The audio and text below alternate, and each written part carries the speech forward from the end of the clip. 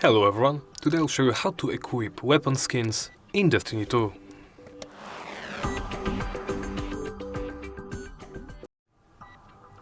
To equip weapon skins in Destiny 2, first open your journey and navigate to the character. Then simply select the weapon you wish to change the appearance of. For example, my shotgun. As you can see at the bottom, we have the appearance. You can press the S button or the corresponding button for you on your keyboard or controller to change its appearance. Here under Weapon Cosmetics, you can select or preview